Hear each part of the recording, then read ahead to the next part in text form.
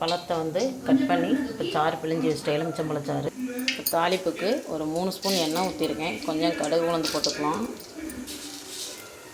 ஒரு 10 போல் வெந்தயம் போட்டுக்கோங்க. கொஞ்சம் கருவேப்பிலை சேர்த்துக்கோங்க. ஒரு கைப்பிடி வந்து கடலைப்பருப்பு சேர்த்துக்கலாம். இப்போ நல்லா வறுபட்டும் நம்ம வரமிளகா சேர்த்து ஒரு 5 காஞ்ச மிளகா சேர்த்துக்கலாம். இப்போ பருப்பு நல்லா வறுபட்டுருச்சு. இப்போ நம்ம எலுமிச்சம்பழ சாறு இந்த விதையை வடிகட்டிடுங்க, எடுத்துருங்க. எடுத்துகிட்டு இது பண்ணிக்கலாம். கொஞ்சமாக நான் சாப்பாட்டில் உப்பு போட்டிருக்கேன், இருந்தாலும் கொஞ்சமாக உப்பு சேர்த்துக்கோங்க.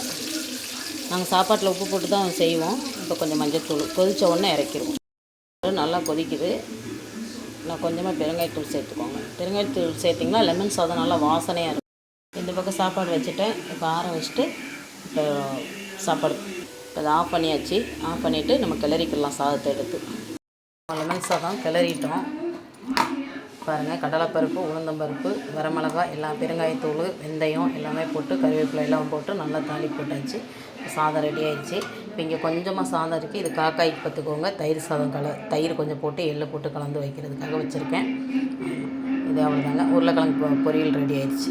ஓகே, சாப்பாடு போட்டுக்கலாம். நான் காக்காய்க்கு தயிர் சாதம் வச்சுட்டு வந்துட்டேன் மேலே. லெமன் சாதம் பார்த்திங்கன்னா ரொம்ப சூப்பராக இருக்கும். நம்ம எங்கேயாவது வெளியூர் போகும்போது வீட்டில் வச்சு சாப்பிட்றத விட வெளியூர் போகும்போது சாப்பிட்டோம்னா ரொம்ப சூப்பராக இருக்கும். எனக்கு அது ரொம்ப பிடிக்கும். இப்போ உருளைக்கிழங்கு பொரியல் ரெடி ஆகிடுச்சு. இப்போ இதுக்கு அப்படியே உள்ளே வச்சு சாப்பிட்டிங்கன்னா ரொம்ப டேஸ்ட்டாக இருக்கும். நம்ம வீட்டில் லெமன் சாதம், உருளைக்கிழங்கு பொரியல் ரெடி ஆகிடுச்சு. காரசாரமாக இப்போ லெமன் சாதம் இருக்குது, சாப்பிட்டுக்கலாம். எங்கள் வீட்டில் நைட்டுக்கு இருந்தாலும் சாப்பிட்டுக்குவாங்க இல்லைங்க, வேண்டான்னு சொல்ல மாட்டாங்க. இந்த ரெசிபி நான் போடுறேன், பார்த்துட்டு கமெண்ட் பண்ணுங்கள் எப்படி இருக்கும். இன்றைக்கி நம்ம வீட்டில் பார்த்திங்கன்னா ஒரு லெமன் சாதத்துக்கு ஒரு உருளைக்கிழங்கு வறுவல் பாருங்கள், சூப்பராக செஞ்சுருக்கோம் பாருங்கள். தண்ணியே ஊற்றலாம், அழகாக நல்லா காரசாரமாக இருக்கும். இது தயிர் சாதம். நம்ம வீட்டில் இன்றைக்கி தயிர் சாதமும் லெமன் சாதமும்.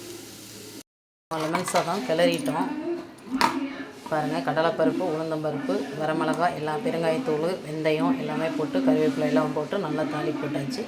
சாதம் ரெடி ஆகிடுச்சு. இப்போ இங்கே கொஞ்சமாக சாதம் இருக்குது. இது காக்காய்க்கு பார்த்துக்கோங்க. தயிர் சாதம் தயிர் கொஞ்சம் போட்டு எள்ளு போட்டு கலந்து வைக்கிறதுக்காக வச்சுருக்கேன். இது அவ்வளோதாங்க. உருளைக்கிழங்கு பொரியல் ரெடி ஆகிடுச்சு.